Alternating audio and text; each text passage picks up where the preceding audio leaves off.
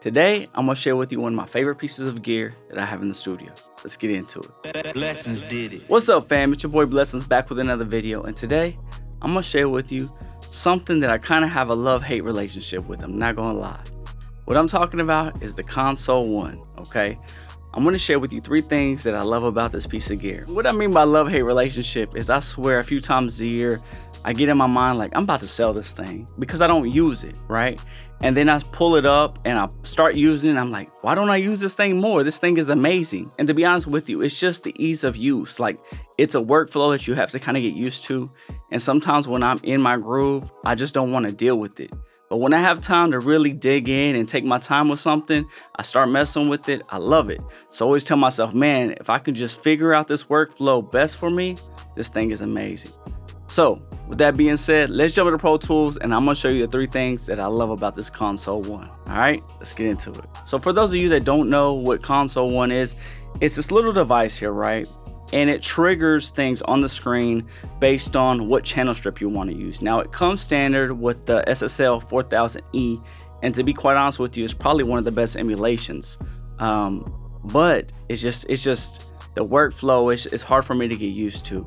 And I'll show you what I'm talking about. But before I get into that, I'm gonna show you the actual 3 things that I love about this thing, okay? So I have this beat here that I was mixing, the same beat that we used on the gold clip video, right?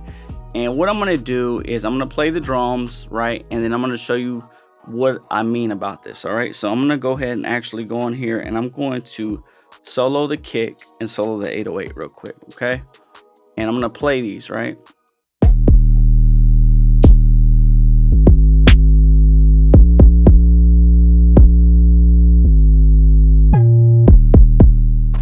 Okay, so you see him playing, right? What I love about it is I could pick, like, let's say 808 and kick at the same time. I can go in. The very first thing I love is this drive feature right here. You'll see it right here, okay? Also right here. Now, anytime I'm using this, I start every track at 3 with the drive. And it basically emulates as if you're driving into an actual SSL board, okay? The cool thing I love about it, and let me actually reset it here. I'll leave it, what I usually start is at 0, as at 3. And then we'll go to this, put this back, okay. So what I love about this, right, is now that I have, like, I start every channel with 3 on drive. It's just my standard. And what I love is, like, I can go track by track and I can dial in the sound as far as the board, the sound that I want. Let me show you what I mean. So I'm gonna start with this SSL, right? I mean, this 808, right? So check this out. And I like to do this when the 808 and kicker's playing together. So let's go.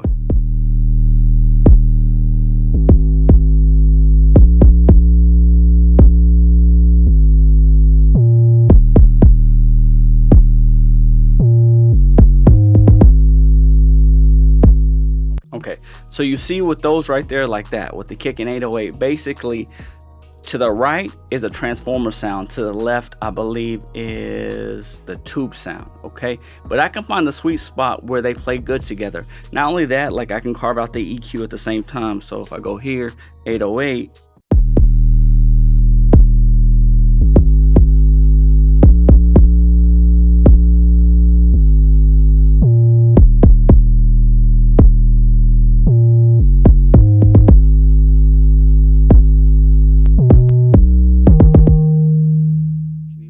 I can even cut it.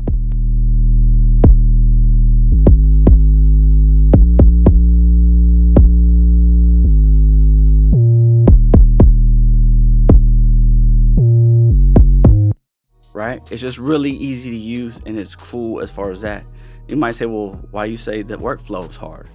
A lot of times what I like to do is I like to do my subtractive EQ, and then I compress if I need to compress, and then I like to do my additive EQ, okay? This only gives you one EQ function, so I have to decide what I want to do. So what I probably would start doing, hopefully I'm going to start using this more, I'm hoping. I'm probably going to start putting a Pro Q3 before everything and use that as my subtractive, and then if I need to add anything, I can do that here, okay? Just for that add option. Another cool thing is, like, this SSL compressor, it really can make something pop, but also you could blend it. So check this out. Now, I don't know if you guys know this SSL trick, But SSL compressor trick, if you click filter to compressor, right, and then you go to the compressor and you turn the threshold all the way up, and then you just start with the ratio down and then dial it in. Once you get it to compress between 3 and 6 dB, it's kind of a sweet spot. Check it out.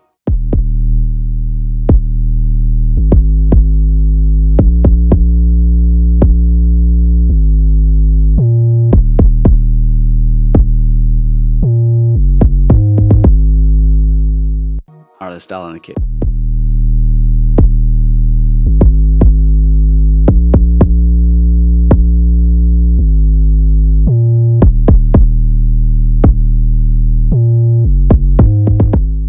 You hear how punchy this thing is? Now, the cool thing is, let's say I don't want all that. Well, what I can do is just parallel it. Check it out.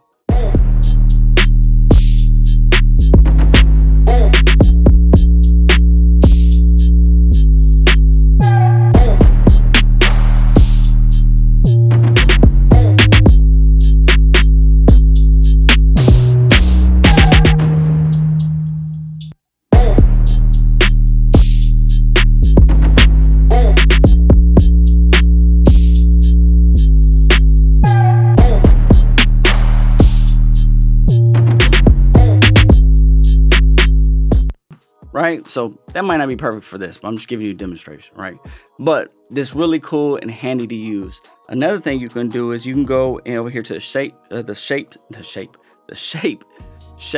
section, right? And you can give it a little bit more punch. So check this out. We can go to this 808, for example, right? Go here, and then check this out.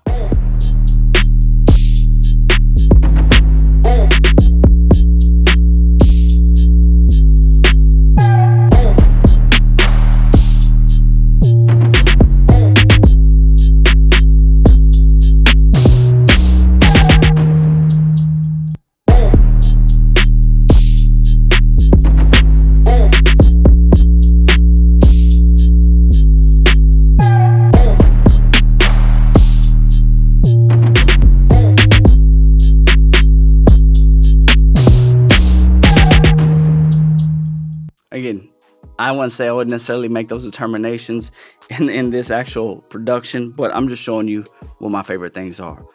The other cool thing that I like is, let's say I'm mixing like some hi-hats, right? So we'll go to actually this loop here, number 7, right? We'll solo this real quick, all right?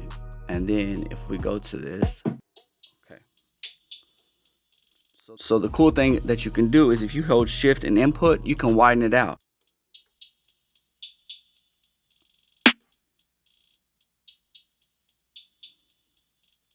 So it just widens it for you. Then on top of that, you can go here, you can pan it, you can do whatever you want. So it just makes it a little easier as far as hands-on and trusting your ears, right? The thing that always throws me off is I love the hands-on approach to it, right? I love the EQ function. So let's say if I go to a snare, right? And I want to make the snare really pop, right? What I can do is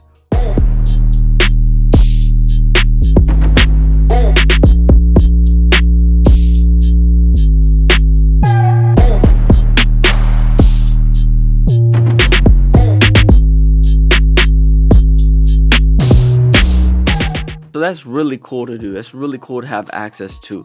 The only thing is like getting in the groove, remember, and if you use a different DAW, it's a lot better. And honestly, I'm thinking about, shout out to the homie Flacco, I'm thinking about moving into Studio One here pretty soon. So I might start using this a lot more. It's real easy to get lost, right? Because if you're on the wrong thing and you start moving knobs, you're kind of screwed.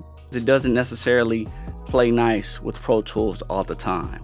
So I really do like this thing, and I always tell myself, man, I'm gonna use it more. If I could just really find the groove, it would be really dope. It really is one of my favorite pieces of gear. I just don't use it enough. So I'm hoping this is gonna force me to start using it. Do you guys currently use a Console One? What are your experiences with it, with using it in Pro Tools? Leave me a comment below and let me know. As you guys know, I go by the name of Blessons. All the details you need from me will be in the description below. Remember to always trust your ears, and I'm out. Blessings did it.